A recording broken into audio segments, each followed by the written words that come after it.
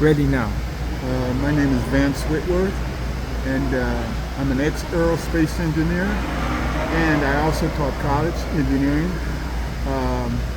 My field of work was engineering, supporting production line systems for General Dynamics Aerospace to build the Stinger missile system, Phalanx Gatling gun, and the Tomahawk cruise missile system.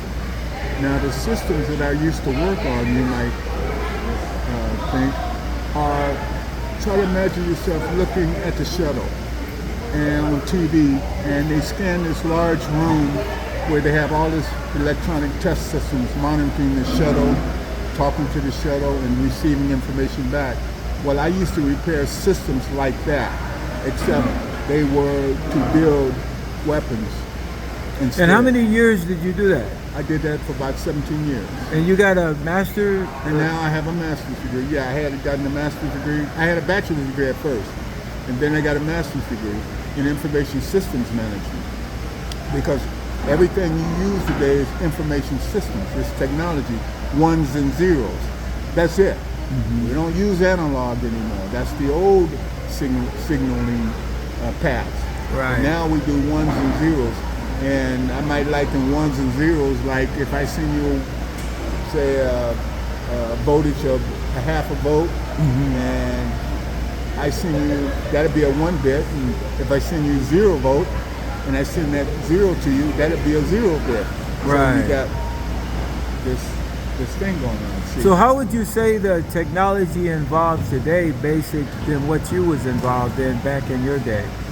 Because you're a young 73, right? Yeah. Right? I'm 73, young 73. Right on. But if I was going to go into any field of work today, I would go in the field of engineering, design, right? In the electric car. Don't you have to use the electric grid? And what is the electric grid running off of? Sure, solar.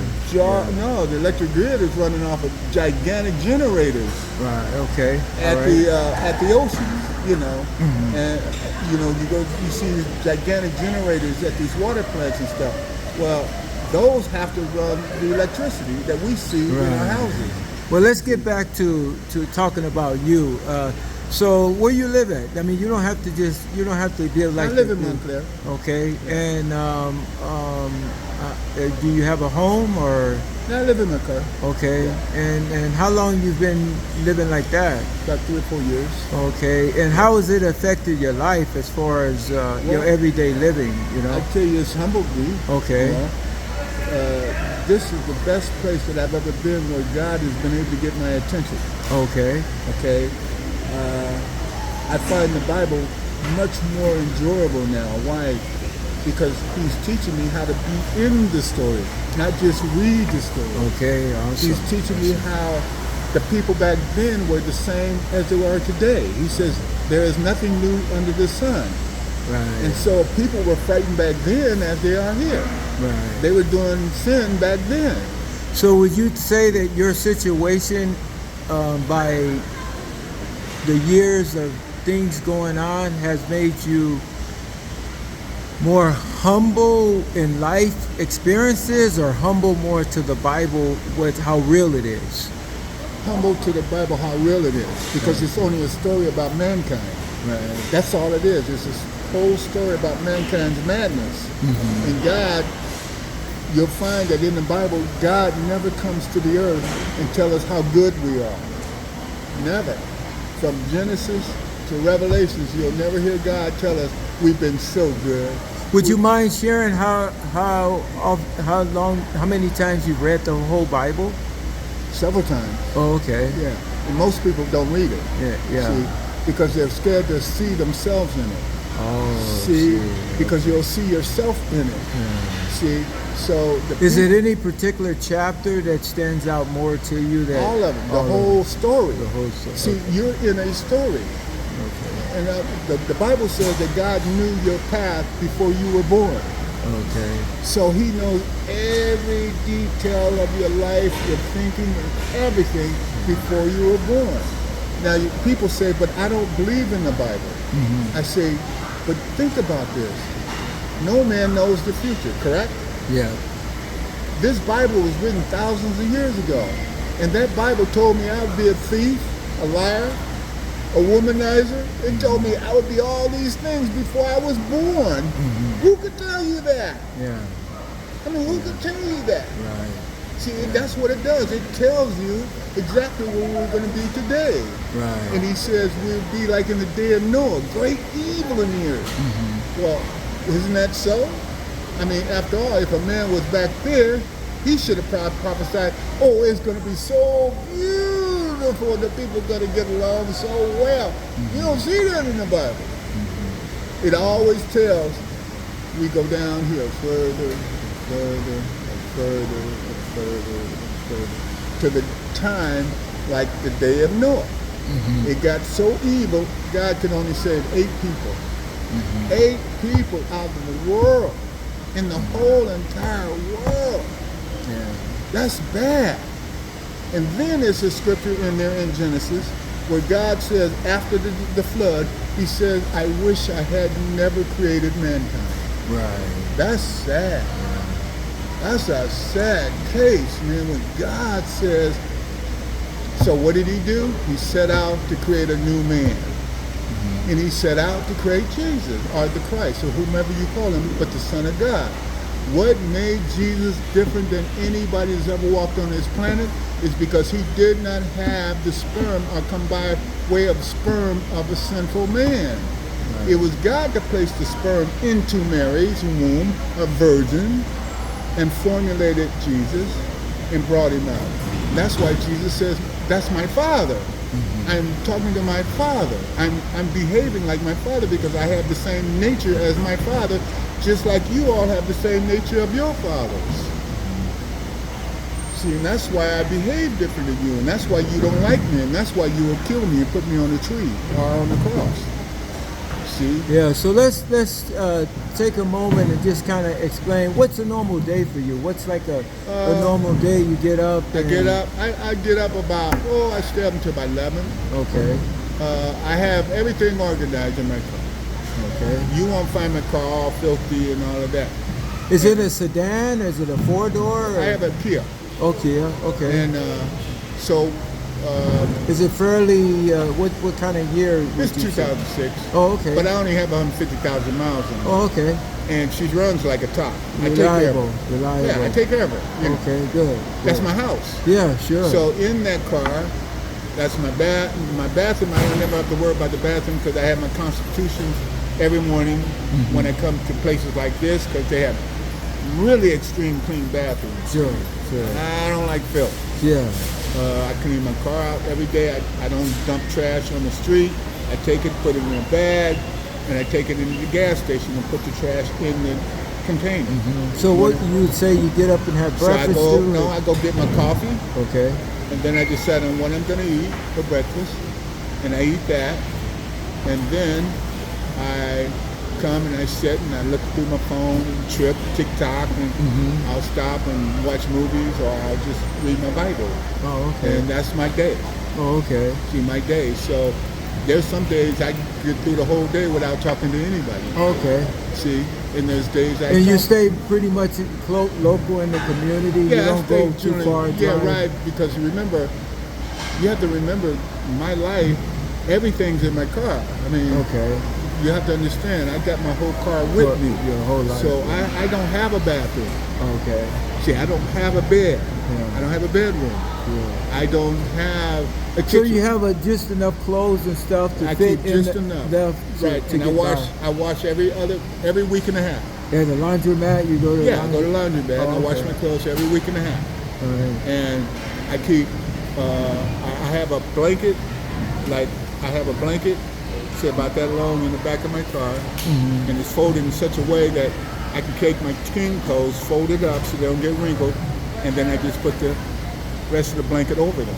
Okay. And then I have my little bag that I go to the gym, and in that I have a attaché that I have all my shaving stuff in. I keep my bath cloth in. Okay. I have my regular towel. and a change of underwear that I'm going to change Sure. into. So I'm very organized in what I do. Yeah. But then I got that from the military too. Oh, okay. So See, you got a because I was in the military. military. Oh, See, thank you so for your service. We had to sleep Appreciate in tents. Yeah. See, Yeah, so you have that I kind background. of got some of that survival instinct in me. Sure. I don't carry around a lot of stuff I don't need. Right. I have a tool set that I keep deep in the back of my trunk, Yeah. just in case I need to work on my car. Sure. Because I grew up under cars, and Sure. so I wouldn't work on them too much anymore because my Sure. back hurts when I bend down, you know. Okay. But I know enough about them that nobody will rip me off. Okay. So I was overhauling engines when I was 15. Oh, right on. Okay. So I all was right. doing brake jobs and pulling transmissions and all of that. That's where I got all my mechanical skills in the food industry. Sure. See, And you was so- telling me too also that you have a designated area where people kind of support where you living at. You don't have a No, the community where I you park park. on the street, Uh-huh. and people just see me out there. Yeah, so they're right? pretty. So they don't bother me. Oh, okay. They respect me. Oh, good. I respect them. I say hello to them. Even sometimes when they come to park, and I'm parked, and maybe there's a lot of space here, but they can't get in, I'll back up a little bit and let them get in. So they can get, because they take up all the parking spot over because there's a lot of apartments. Sure. See, so they're scrambling it after 5. That's why I got to be in by 5.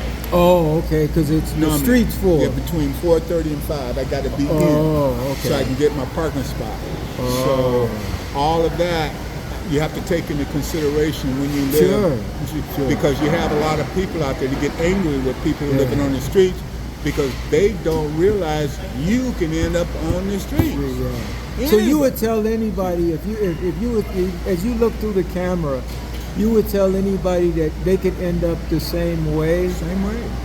Because that's the type of system we live in. Yeah. I mean, look at right now, middle class people, they can't pay those mortgages. They have a lot of foreclosures going on. Where are they going to live? See? So getting back to that is, Yeah. what would be a what would be a stressful day for you then? Since you don't have the mortgage, you don't have the car payment, I don't have any. Okay. I don't have any. I mean, Okay. what I want, do I want a bed? Sure I do. Sure. Would I want a kitchen? Yeah. Would I want a house? Yeah. Would I want to be able to go out and cut my own lawn? Yeah. Yeah. I still like those Sure. because it shows that all it does is show that I did get some value, Sure. physical value. But if you had those things, you wouldn't have the feeling you have of being humbleness as you have been. Right. I think as you got older. Yeah, I received that more in my state now than I did when I had the house. Sure. Because I had a 2,400 square foot house, Wow. 2-story, beautiful, brand new. Now So you've seen both sides of the life. I've had 2 brand new homes in my life and a condo. Okay, so I understand what it means to own a home. I mean, I'm not like a person who's never had a home and they've just all messed up all their life. Sure. You know, it's not like that. I don't have a criminal record. I don't have a habit of being a druggie or alcoholic or anything like that. You know, it's just I was just living life. I mean, I was living this, and I made some bad turns. I mean, I always mention to people, never trust yourself. And the guy asked me, but why? Why not trust myself? Ask yourself, in all of your life, how many decisions did you make that didn't go very well? Sure. You know what I mean? I mean, all of us have made decisions that didn't go very well. So I made decisions that didn't go very well. That's all it is. See, but I'm still a human. Sure. I'm still a person. Sure. I still have feelings. But those decisions, you're not blaming God for. No, I blame those on me. You accept them. Just me. You're responsible for them. My mama. I can't blame my mama and daddy because they had to go through the same reality I've had to go through. Right. See, they had to go through crazy reality too. See, so we can't blame anybody in the world. Why? Because they're going through the same reality, corrupt reality we're all going through. See, so I think what it is just stop being so self-centered. Okay. Me, all the time. And the world is all about me. Look how good I look. Look what I'm wearing. I'm wearing Nikes. I'm wearing Pumas. I got, and yet they can't get away from the stuff. Yeah. We're the only people in the whole world that have troubles, right? Right. So we set out to find a Band-Aid solution to fix the trouble, correct? Right. So we find a Band-Aid solution and then pat ourselves on the back for a trouble we shouldn't have made in the first place. Right. Well, I'm gonna leave this one as part one, Okay. and just want to get your approval to post this and share this with others, Yeah, and, you can. and see who this inspires, Yeah.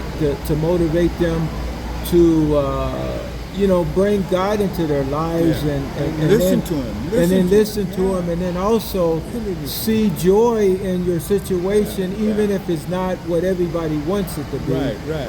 But still get up with a smile, find good things. I'm 73 years old. Yeah.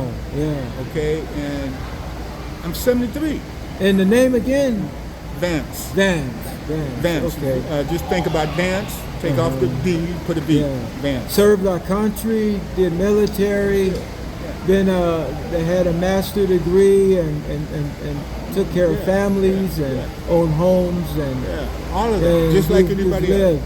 And now God has you humble and receiving Him. Boy, he shows not humble. And I got the pleasure, Dan here, which is talking to you, to meet you and